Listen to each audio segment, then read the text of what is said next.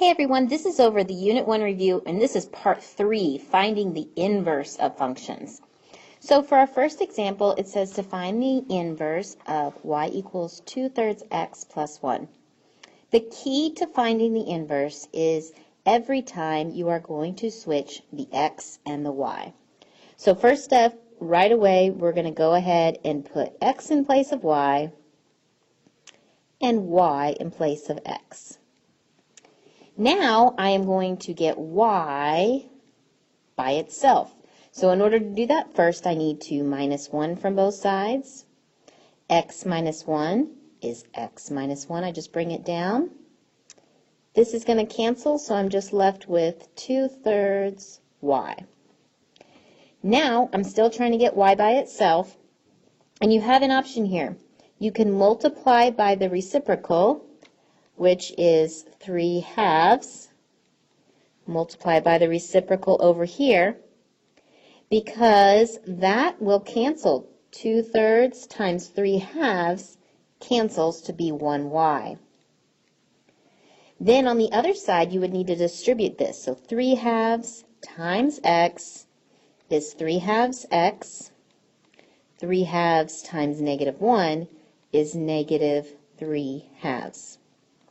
Some of my students say that multiplying by the reciprocal is confusing because they really think that at this step they should divide, which they're right, because 2/3 times y, the opposite would be to divide. So if you do that instead, so you're at this step instead,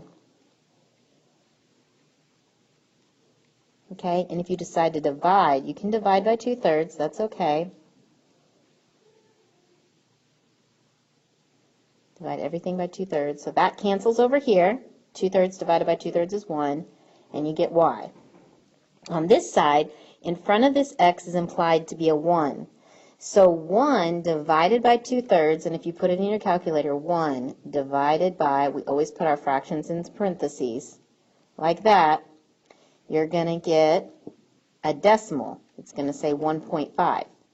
Convert it into a fraction, hit math, enter, enter, and you will get 3/2. So 3/2 x for this part. Then if you divide -1 by 2/3, you'll get -3/2.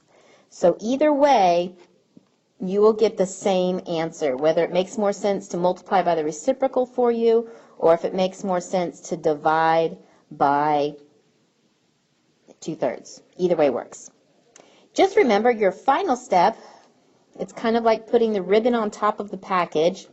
We always write our final answer with this f of x notation and put the -1. The -1 means we have found the inverse. So I'm just going to copy this equation down, and I've got my f of x notation, so there is my final answer. That is the inverse of our original equation right there. All right, let's do another example. This one asks us to find the inverse of this equation and graph the inverse. So you can see that the original equation is graphed because it's got a y-intercept of 1. It's going up 2 over 1. So this is the graph of that original equation. So first let's figure it out. I know that f of x is the same thing as y.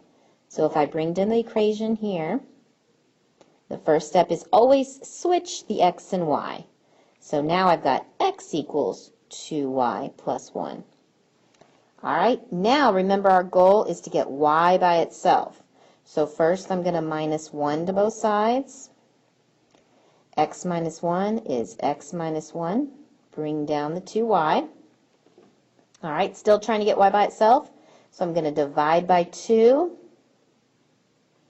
And you can write your answer two ways. You can write it y equals x minus, oops, that's supposed to be a 1, x minus 1 over 2. That's one way you can write it.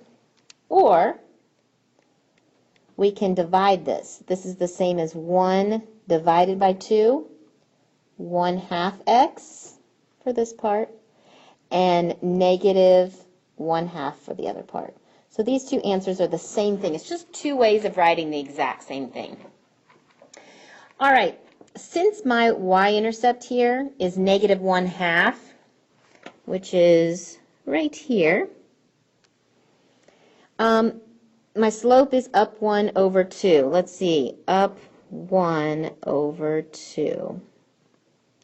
So it's a little bit more difficult to get some good points here. If you want to put this equation into the y-equals of your calculator, you could do that as well and get some good points. So if you put it in the y-equals and go to your table, you can get points like 1, 0, which is right there, 3, 1, which is right there, 5, 2, right there, and now we have enough to draw our line. So that would be the graph of the inverse. The last thing that we have to do for inverses is we have to prove sometimes that they are inverses. And how we prove it is we're going to take one of the functions and we're going to plug it into x in the other equation. If it comes out to be y equals x after we reduce it down, then that proves that they are inverses of each other. So take your original equation. Remember that this is the same thing as y. So y equals 4, and instead of x, I'm going to put some parentheses, minus 1. I'm going to plug g of x in place of that x. Now I have plugged it in. Now I'm ready to simplify this. So I'm going to just, well, if I look at this, if I do 4 divided by 4, that's going to be 1. So those really just cancel. And I'm left with x plus 1 minus 1. Well, 1 minus 1 is 0, so I am left with y equals x. So I just proved algebraically that they are inverses of each other. Also, you can take this equation and plug it in for this x. So you can do it the other way around as well.